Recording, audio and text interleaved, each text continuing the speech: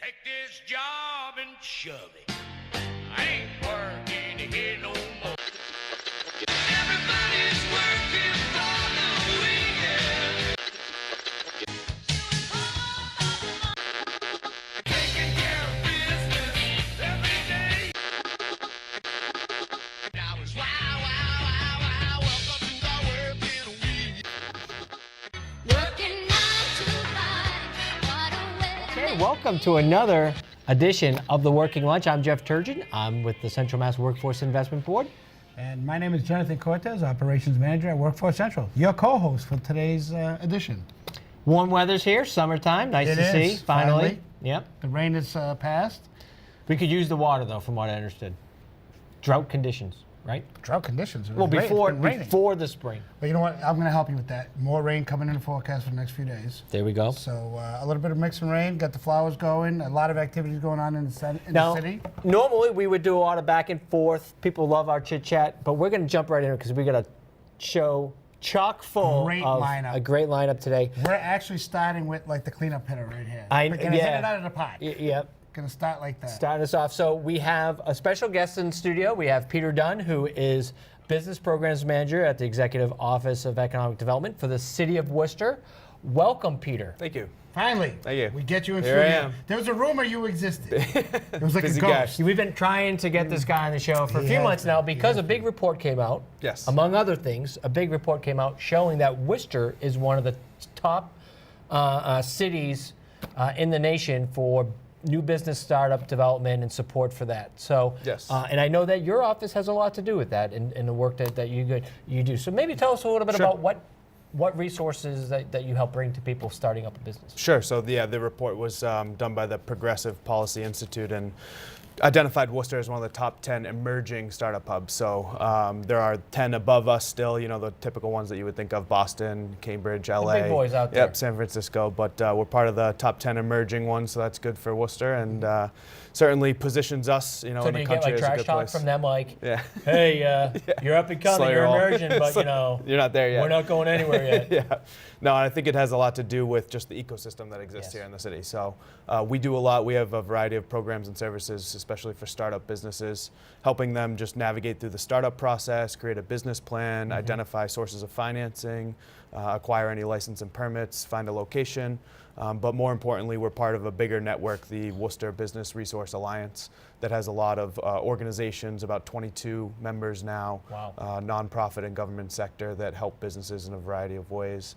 And most importantly, I think for the startup scene is we have more than 4 or 5 incubators now. Yeah. So tell us about what is an incubator? Because you hear that term Yep. sometimes, and Right. yeah, what does So it do? yeah, the idea is that it's an organization. It usually has a physical location. All of the ones in the city here have a physical location and a director. They have staff, and then it's more of trying to create an environment at that space of entrepreneurial attitudes.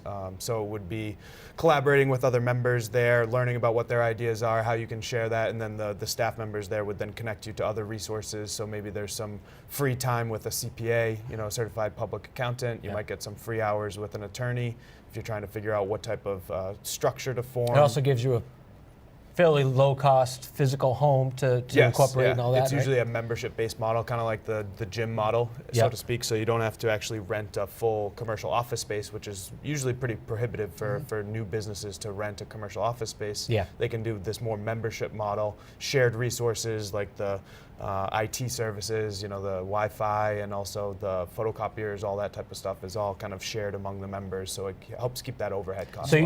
you Do you find that are you guys proactively targeting businesses or marketing this to potential entrepreneurs in certain industries? Or is this more of a systematic approach that you have for anybody soliciting the assistance from the city? Definitely industries. So we know that we're very good at eds and meds. Sure. So a lot of it has to do with the biotech industry or just tech in general. Right. One of the newest incubators we have is the Worcester Clean Tech Incubator. So Massachusetts is one of the leaders in clean energy and sustainability. So building on that, there are a lot of opportunities for businesses to start up in that industry. So the Clean Tech Incubator is a space where folks with a like purpose.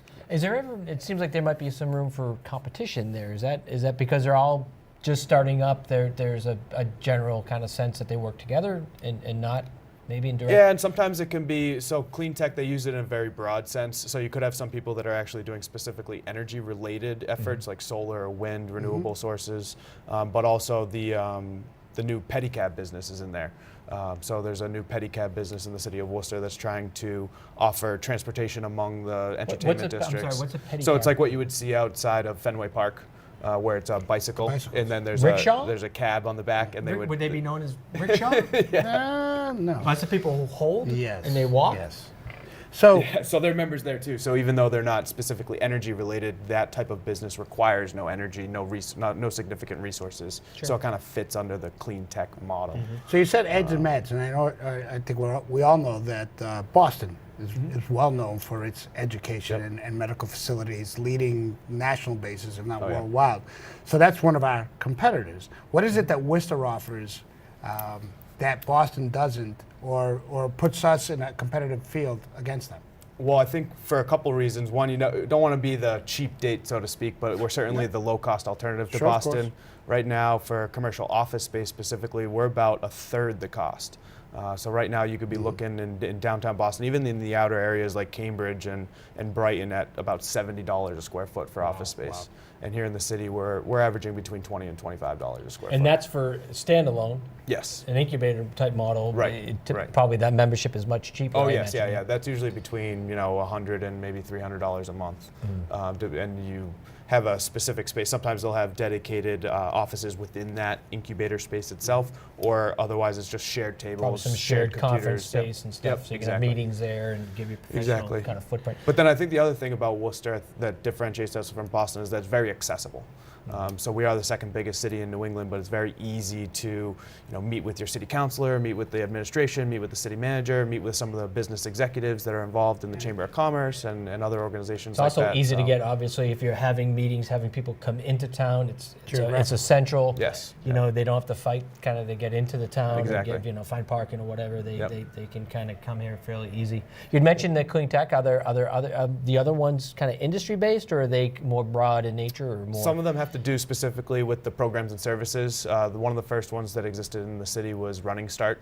They're over on Prescott Yes. Street near Yeah. the WPI campus. So they were certainly targeting the student population, kind of in the related fields of technology, but more along the lines of like robotics and things like that, graphic arts, graphic design, those types of companies. Usually like a solo shop, a one-person entrepreneur that can start their own business, doesn't really have staff yet, may never have staff if it's just like one person that's providing their services. Sure, But- I know. Oh, so go ahead. How about existing businesses in the city of Worcester? So this is all great Yeah. marketing, adding on to, for multiple reasons, building a tax base, more residents and things of that nature. How about existing businesses outside of the, like say, the eds and meds and technology field, the small mom and pop shops that want to expand, the medium-sized businesses that want to grow and maybe add on remote Small facilities, manufacturers, things of that yeah. nature. What services are available to them as well? I think that's what's actually great about what we're seeing right now in the city of Worcester is that it's very diversified in terms of the business growth. So we do have that startup scene, especially fueled by the colleges and universities that we have, and there's intellectual capital that we have. But also some of our programs and services are specifically designed for the mom and pop shops, helping to fill vacant retail storefronts, stabilize those neighborhoods. So right now, actually just this year, we launched a new small business grant program, which is specifically designed to help folks fill vacant storefronts with type of retail, restaurant type uses. So that's been around for just about a year now. We spent, I think it was 5 that we offered this year at about $100,000 total. So somewhere between like $15,000 Is and that part of like $20,000 that? each. I know that the city from time to time has helped with like storefront renovations. And Yes, things like that. yeah. So we also have the facade program, and that still exists. That's more for exterior renovations, the physical improvement to those storefronts. But then the small business grant program looks at more of their capital costs. So maybe they need some equipment, maybe they need some shelving, some product displays, things of that nature. Your office must be real excited with all the finalizing all the building going on downtown and the opening of the hotel and the new medical centers and things. Do you think there'll be a big difference downtown and kind I of think generating definitely it business? certainly supports a lot of those retail storefronts that we were talking about that have long been vacant when the mall was around. A lot of people were going to the mall for those needs, so it kind of killed the retail scene on places like Main Street. So I think by having more people living downtown, more visitors with the hotels, it's going to certainly support those ventures. What's going even on with further. the whole grid? That's a grid developer district? that's creating kind of a more of a kind of a block approach, or Yes. tell us a little bit about that. So right in the theater district around the Hanover Theater downtown, there's a group called MG2 that owns about 6 or 7 properties, mostly mixed use in nature. So they have residents living there from a variety of walks of life. It could be professors that are here at MCPHS. It could be students. It could be just residents that have grown up in the city and now want to live downtown. Sometimes they're empty nesters where they don't need 3 acres out in Holden anymore. They want to be close to the amenities. So they're living downtown. So they have quite a few residential units, and then on the first floor, they've been building out a lot of new retail restaurant type concepts. So the first was last August, the Brew on the Grid. It's kind of like an upscale coffee shop, great meeting place. Then they opened Techni Mediterranean Grill, which is a quick service Mediterranean type restaurant. And they're in the process of creating a brew garden where the Paris I saw Paris that. Yeah, it's Theater. going to be an outdoor, indoor. Yeah, it'll be year-round. So most people think of brew gardens as being just in the summer months, but the way that they're designing it, they're going to have some heating lamps and some other canopies and ways of keeping it open year-round. Wow, nice. So they're going to be That'd be really demolishing neat that. downtown, huh? Yeah, I think it'll be a good draw. Absolutely. Helps with the nightlife in downtown too. A lot of people go to the Canal District right now, but I think by having that also downtown is going to help fuel that 18-hour day that everybody's trying to create. Nope. What's some other projects that you want to highlight? I know that your department is doing a lot of work to help support business retention and growth. So what's some other things that you might want to highlight that we haven't touched upon Yeah, yet? definitely. I think a lot of the retail restaurant is getting a lot of attention because it's physical. You can see it. It's where people go. They want to eat. A lot of people go out to eat these days. But we try and definitely take a balanced approach. So one effort that we've been making significantly over the last year is the South Worcester Industrial Park. So we all know that manufacturing is tough in the United States and even tougher in Massachusetts right now with a lot of the regulations and cost of energy and a variety of reasons. But it was a former brownfield site that we remediated with grants from EPA and the state and Mass Development, and we created 6 pad-ready parcels for development. That's more or less located over by Canterbury, off of Canterbury Street? Yes, Canterbury and Southbridge, Southbridge, yep, right in between Canterbury and Southbridge. And just last year, we secured agreements for all 6 parcels. 3 of them are under construction right now. Table Talk Pies, our local manufacturer of pies, is building a 50,000 square foot facility. That's already Nearly open, yeah. Yeah, So yeah. it's been You drive by shelled. there, it's amazing to Yep, see. they've been getting the equipment in now. It's They great hope to seeing be another open in July. local-based company growing and Yes, yeah. expanding and keeping their roots here as Exactly. opposed to maybe be Over easy there on for Green them to go. Street. Green Street, yep, Green and they Street. still have the Green Street facility, and they That's opened a still gonna retail. be- They actually opened a retail spot. That's on going to stay in Green Street existence. as well. There's still- Yes. So this is an add-on. to Yes, yes. They've been growing. I think they got a contract with some pretty significant national retailers that has been fueling their growth. So they needed the new space, and then I think it's going to provide some efficiencies too. So they You have had a some. favorite pie? I don't know actually. Probably the classic apple. Classic apple pie is definitely the best, but they have quite a few versions. A lot of different flavors to choose from. So. How's the it's, skating rinks coming along? That should be open on September 1st, actually. So that was actually an interesting thing that we helped with too. That similar program, the EPA sponsors our Brownfields program. So we were able to give them a significant grant to help with the cleanup. It was the former GKN, Presmet Sinter Metals site. So it was about a $3 million cleanup. Wow. So as you can imagine, from a developer's perspective, trying to make the numbers work, analyzing the cost associated with it, and then the rents that you can get when it's complete, it's tough to make that work when you have a $3 million cleanup Yeah. right Just from to the start. beginning. Yeah, So yeah, just to start. luckily How about programs like across the that street? help St. with John's? that. Is there something going on with the old So St. John's High School? This old St. John's High School, the same developer of the rink. He's also the owner of the Worcester Railers, the new hockey team. Also bought that building. He has some ambitious plans for the property, but for now, it's going to be more of a phase 2. So for now, I think it'll be Stabilizing it now some extra parking. Some extra parking for the skating rink and the ice center.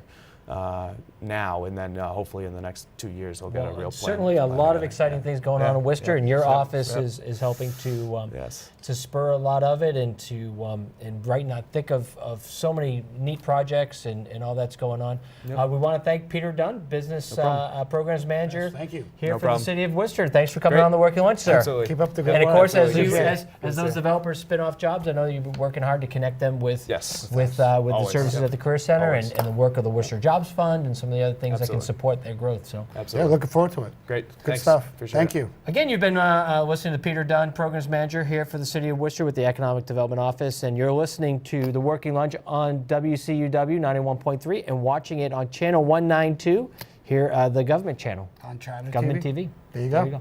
Thanks again. We're gonna move on now. We got a lot of exciting stuff. You're welcome to hang out and hear the rest of the show unfold. We've got a lot going on. We do. Obviously. We got a heavy lineup. We got a couple special guests coming in afterwards.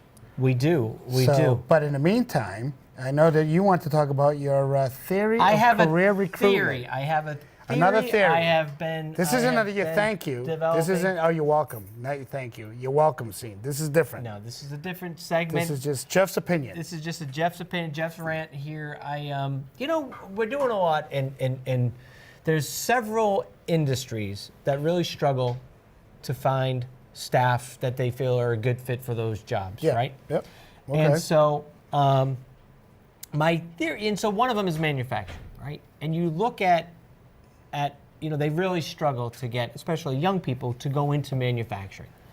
So without people going into manufacturing, they don't have the pool of candidates they need to fill right. jobs. Jobs Yeah, go it's been a unfilled. challenge. It's been a It slows challenge. growth. Kind of bad all around, right? And so, we've been working since really I've come on board with the board several years ago. We have been supporting efforts around doing a better job of getting candidates or getting people into the field for training, Okay. right? And so working with, like, say, the tech schools, Sure, of course. Why not? Queen Sigma Community College, Mass MEP. There's a lot of training going on. Just to build the candidates pool. Build the pool of candidates, and it's really a struggle. And so we had kind of come up with the theory that's often been cited is like, hey, you really need to do a better job of convincing the adult influencers in the lives of young people that manufacturing is a viable career, right? So there's been a lot of emphasis upon changing people's minds about getting their the kids job. involved Okay, as a that- career okay. choice. All right. Right? Like, hey, I don't want my kid to go into manufacturing. Let's go take a different program. Let's go into a different program at tech, or when you're going through school, you want to be off into maybe going to a different field. And so that's been the working assumption, not just by me, but really most people. Studies have shown that. There's a decline in a lot of the areas. Go A ahead. lot of different- But that's Yep. like the theory. As we've got to get There's rid a of those. stigma. We've There's a stigma got to to it. change the stigma, right? Yep. Good word. But I think here's my new theory that's emerging. Finally. Okay. We've gone full circle. Here it is. The Finally. moral of the story.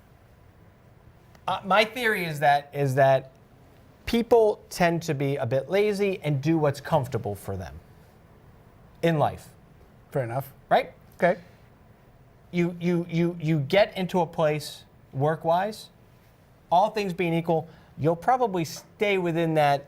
What's the easy next step is where you're going, right? Comfort. So instead of Comfort worrying zone. about actually changing people's minds, well, let me ask you this question. How many people do you think, young people, know exactly what they want to be when they get older and are working like, hey, I know I'm going to be in this field and I'm doing this, and this to lead up to it?